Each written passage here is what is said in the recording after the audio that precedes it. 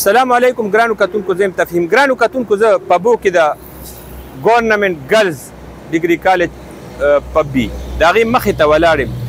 دغه تعلیمي اداره ده او دغه کالج دی چې د دې نوښار یو عالمي سیاستدان قاضي حسین احمد چې د دې حلقې MNA و، نو د هغې په کوششونو باندې او ډېر زیات د هغې یو خواهش و چې د دې علاقې چې کوم غریب ولس دی، غریبې جینکۍ دي، د ګیر چاپیره د دې کلو هغوی ته دلته د تعلیم دروازه کولو شي.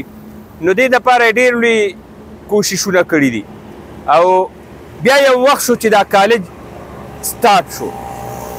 نو دا خیال و چې دا به د دې علاقې د ترقۍ کې او د دې غریب ولس د هغې جینکو دپاره دا د تعلیم یو ذریعه شي. خو نن دا کالج دا د دې غریب ولس باندې د تعلیم دروازې دې کالج بندي کړي دي.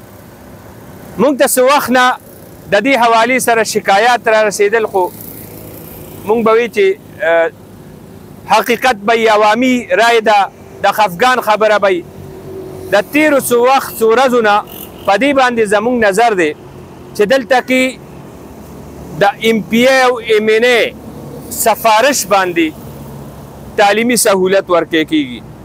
دلته کې جینکۍ داسې غریبې جینکۍ چې د هغوی سهاره نه وه په میرټ لیست کې راغلي دي او هغوی ته بیا اطلاع د کس ته د دې وجې نه نه شوي چې په هغې باندې سفارشي جینکۍ اخیستي دي.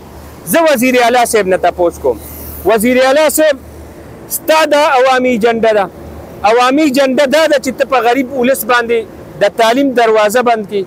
وزیر اعلی صاحب په GT روډ باندې موجود دا کالج دا دې ټایم کې ستا د عوامي جنډې په مخ هم څپېړه ده او ستا د صوبایي حکومت هم په مخ څپېړه ده.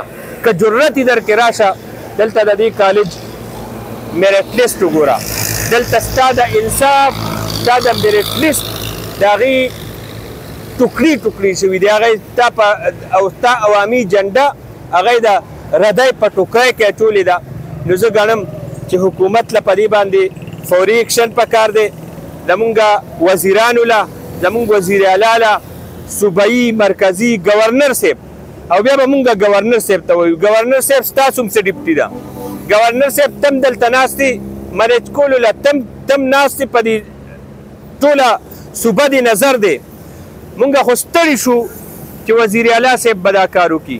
چې وزیر اعلی صاحب یې نه کوي نو مونږ بیا ګورنر صاحب ته آواز کوو او ګورنر صاحب تاسو ته هم ریکویسټ کوو چې دې ټایم کې دې کالجونو دې ادارو کې د میرټ چې کوم قتل عام کېږي هغې تاریخ کې مثال نه میلاویږي.